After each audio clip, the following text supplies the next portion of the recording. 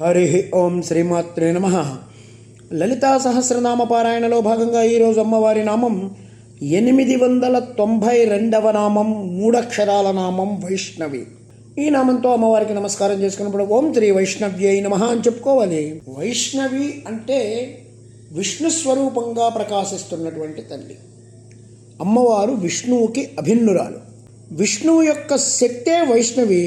వైష్ణవి అంటే సర్వవ్యాపిని అని అర్థం. కొందరు ఉపాసకులు విశ్వభ్రమణకారిణి, తర్వాత విశ్వగ్రాస, విద్రుమాభ, వైష్ణవి, విష్ణురూపిణి, ఈ 4ంటిలో కూడా వైష్ణవి మంత్రాన్ని పొందుపరిచారు అని చెప్తారు. వైష్ణవి అంటే యజ్ఞరూపిణి. ఈ విశ్వగ్రాస, విద్రుమాభ, వైష్ణవి ఈ 3టి భావం తెలుసుకున్న తర్వాత కృష్ణ పరమాత్మ విశ్వగ్రాసగా అర్జునుడికి కనబడ్డాడు. విశ్వమంతా నేనే యజ్ఞస్వరూపుణ్ణి నడుపుతున్నాను అని చెప్పాడు. ఇదే విశ్వభ్రమణకారిణి. అంతేకాదు విశ్వాన్ని నేనే మింగేస్తున్నాను అన్నాడు. అనగానే అర్జునుడు ఏది చూపించు అన్నాడు. అనగానే ఆయనకి విశ్వరూపం చూపించాడు. అప్పుడు అర్జునుడికి తత్వం బోధపడింది. వణికిపోయాడు. స్వామి, అన్నీ నీ నోట్లోకి వెళ్ళిపోతున్నాయి, నేను అసలు ఎవరెవరిని చంపుదాం అనుకుంటున్నానో వాళ్ళందరూ కూడా నీ నోట్లోకి వెళ్ళిపోతున్నారంటే ఇక నేను చంపేదేముందయ్యా అంటే, అప్పుడు శ్రీకృష్ణ పరమాత్మ జగద్గురుడు గీతలో చెప్తాడు, ద్రోణంచ భీష్మంచ జయద్రథంచ కర్ణం తథాన్యానపి యోధావీరాన్ మయా హత్యాస్త్వం జహిమో పృథ్విష్ట అన్నాడు. అంటే అగ్నిలోకి వెళ్ళిన మిడతల్లాగా వీళ్ళందరినీ నేనే తీసుకున్నాను అర్జున, నీవు నిమిత్తమాత్రుడు అని చెప్పాడు. ఆ స్వరూపం, ఆ విశ్వరూపం ఏదైతే ఉందో, పురుష స్వరూపంలో ఉంటే శ్రీ మహావిష్ణువు యొక్క విశ్వరూపం, స్త్రీ స్వరూపానికి వస్తే అమ్మవారు వైష్ణవి.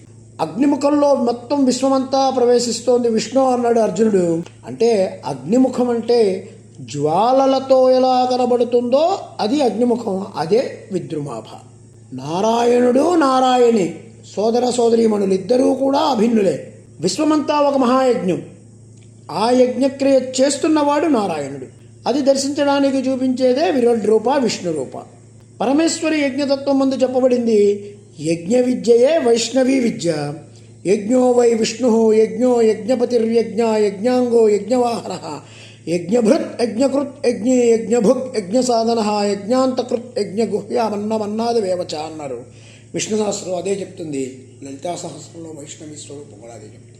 విష్ణుతత్వం అంతా ఇక్కడ ప్రతిపాదించబడుతోంది. కాబట్టి అమ్మ వైష్ణవి. ఆ వైష్ణవికి నమస్కారం చేసుకుంటూ ఓం ఐం హ్రీం శ్రీం వైష్ణవ్యై నమః, ఓం శ్రీమాత్రే నమః, ఓం శ్రీ మహారాజ్ఞే నమః, శ్రీమత్ సింహాసనేశ్వర్యై నమః.